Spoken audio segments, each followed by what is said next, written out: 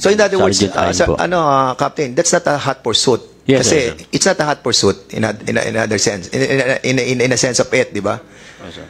Oo. So it's not a hot pursuit, in other words.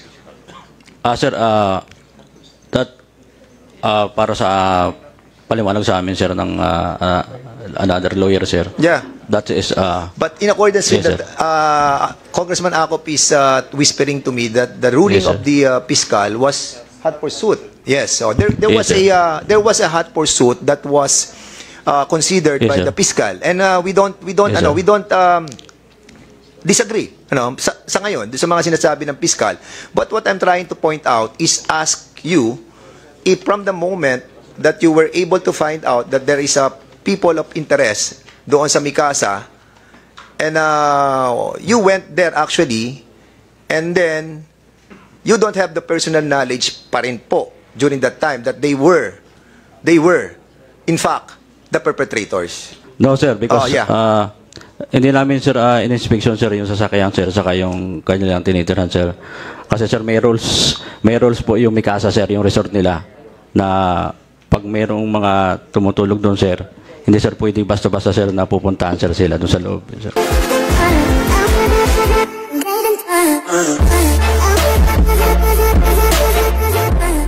Okay. Sergeant Perdan, no, from the moment that you were able to know that yung apat nasa Mikasa na, at dumiretso kayo sa Mikasa ni Captain, you don't have yet the personal knowledge that they were the one who committed the offense, correct? Wala pa po. Yon. So, nung pagdating mo sa Mikasa, as a matter of fact, ay parang ina-identify mo pa lamang sila. Did you, anong ginawa nyo nung ini-interview na po yung apat? So, did you, Sir, bali po what's the procedure in accordance with the rules of the police with regards sa ganyang mga sitwasyon? bali po nung maga, nung mga around 8 o'clock ng maga po nung February 1, hindi po ako kasama sa pumunta sa Mikasa Resort. Ang magkasama lang po doon ay itong team na kasama ni Hepe dahil ako po ay naiwan sa police station at ako po ay inihanda ko po yung mga affidavit na pwede kong gamitin sa pagpasa ng aming investigation report. Hindi po ako kasama So, sa Mikasa. nung pumunta kayo Captain, nung pumunta kayo dun sa Mikasa, wala pa kayong affidavit na hawak na galing dun sa mga witnesses? Bale, sir, inihanda lang po, sir, yung mga yung affidavit, sir. So, what will be the basis for the, kung wala pa kayong affidavit during that time that you went to the Mikasa, so what is the basis for them to be... Person of interest, sir. Yes. Sir, the basis of na ginawa namin silang person of interest because of the information given from Mamulanay Station. So in other words, Sergeant Ain po. Captain, that's not a hot pursuit. Yes, Kasi sir. it's not a hot pursuit in another sense, in a sense of it, di ba? Yes, sir. Oo. So it's not a hot pursuit, in other words. Sir, that para sa paliwanag sa amin, sir, ng another lawyer, sir. Yeah. That is But in accordance with Yes, that, Congressman Acop is whispering to me that the ruling Yes, sir. of the fiscal was hot pursuit. Yes. So there Yes, was a hot pursuit that was considered Yes, by sir. the fiscal, and we don't Yes, sir. we don't disagree. Sa ngayon, sa mga sinasabi ng fiscal. But what I'm trying to point out is ask you if from the moment that you were able to find out that there is a people of interest doon sa Mikasa, and you went there actually, and then you don't have the personal knowledge pa rin po during that time that they were in fact the perpetrators. Do Yes, you have that? Do you have that kind of inkling that they are the perpetrators already? Wala pa po? sir, bale, sir, simula pa lang nung nagkanta kami, sir, ng hot pursuit, sir, dire-diretso po yung trabaho namin, sir. And then, when Mamulanay Station na nagsabi po na may apat na katao, nagkaroon po kami ng idea para sa kanila po, yung sa apat na katao na yon. So si Sergeant, sino po nag-inform sa inyo doon sa Mikasa na tong apat na to are the people that are probable na mga arsonista? Mayroon ba silang sinabing gano'n? Were you able to search the the rooms, the cars, or para makita natin na may link doon sa inyong identification sa kanila? Bale sir, ang ano lang po namin doon sir, nung in-inform kami sir ni Sergeant Aying sir, and then doon na kami sir nagdire-diretso sir, since na kami sir ay Captain, meron ba, na-search nyo pa yung kanilang mga sasakyan? Na-search yung mga kwarto? Kasi, what I'm trying to point out here, baka mamaya kasi pagpasok mo Yes, sir. sa kwarto, meron silang may gas sila doon, meron silang mga bote, meron silang mga something Yes, that will link them as one of those perpetrator talaga. Kasi, basically, yung tinasabing natin positive identification, if you're going to see Republic Act, no sir, because yeah. hindi namin sir in-inspection sir yung sasakyan sir saka yung kanilang tinitirahan sir. Kasi sir may rules po yung Mikasa sir, yung resort nila na pag mayroong mga tumutulog doon sir, hindi sir pwede basta-basta sir na pupuntahan sir sila doon sa loob sir. but you are under the hot pursuit, di ba?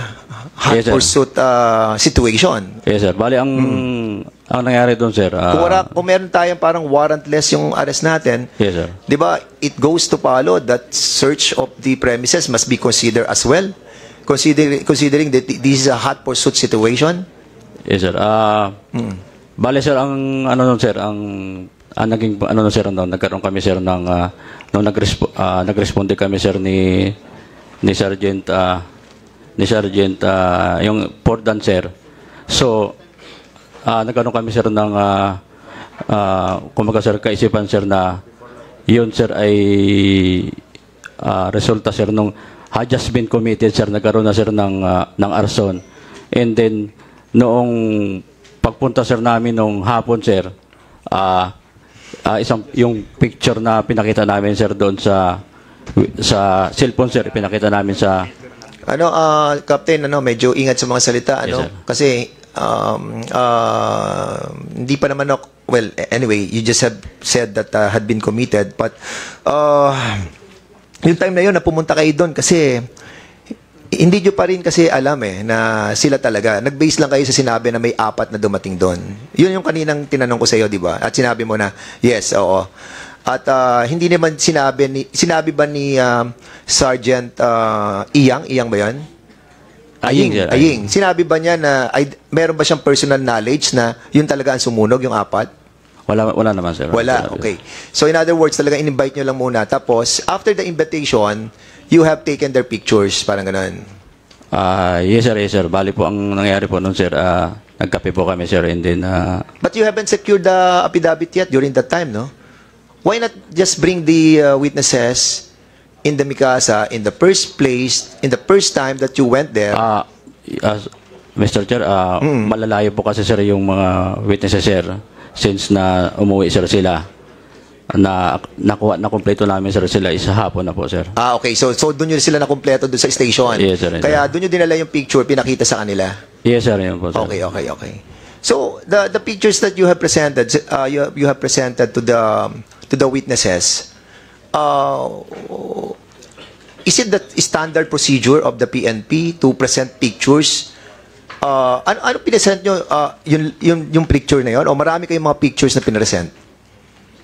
Bale sir, nag-present kami sir ng pictures doon nanggaling sir sa cellphone, and then What I mean is marami kayong mga alleged suspect na pinresent. Kasi alam mo, nanonood ako ng forensic files Di ka pa ba may mga sir. pe-present ka na maraming mga suspect, para at least to test the credibility of the witnesses Sometimes you have to test the credibility of the witnesses kung talagang ma-identify nila Meron kayo papasok dyan, ilalagay mo yung mga hindi talaga suspect para makita mo kung talaga nagsasabi yung mga witnesses natin. So, did you do that na marami kayong presentation ng pictures?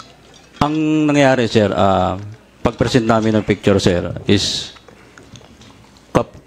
in our decision sir, kumbaga sir, nakuha nila yung aming attention dahil tinuro talaga sir, and then nung mga witnesses yun. Kaya hindi na kami sir pumunta pa doon sa dumako na kumuha pa sir ng ibang picture sir. Alam mo, Captain, tama yun. But I have to tell you something, Kasi last night, when I was reading a decision of the Supreme Court, GR number 208114, with regards doon sa, nagdesisyon sila dito doon sa positive identification. Kasi ang positive identification, we have to realize, scientifically proven that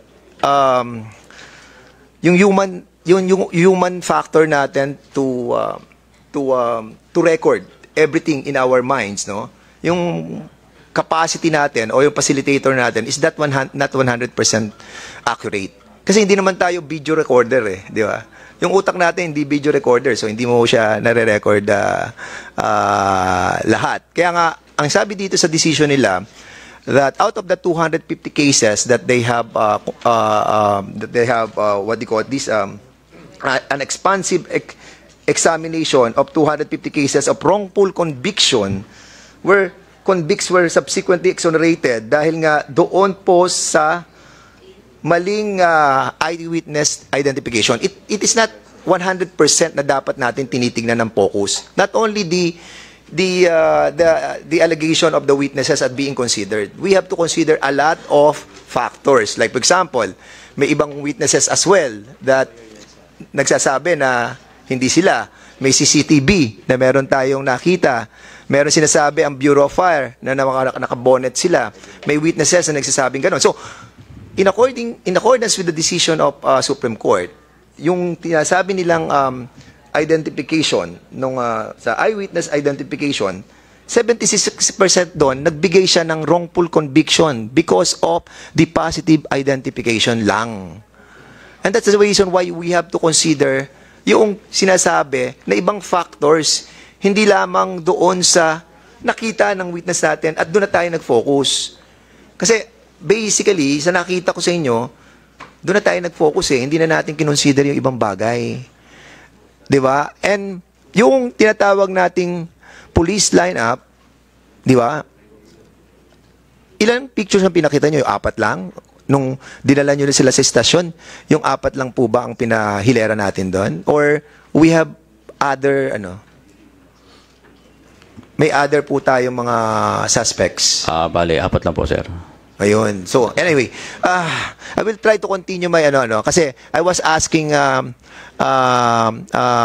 Vice Chairman Acop about this kasi hindi naman din siya I think hindi siya protocol pagdating doon sa is it a protocol on the procedure of the police operation to have a yung mga tinatawag na natin police lineup natin na sinasamahan natin sila ng ibang mga suspects o hindi naman suspect but para lang ma-filter natin talaga kung sino yung mga andong mga para ma-test natin yung credibility ng ating mga witnesses.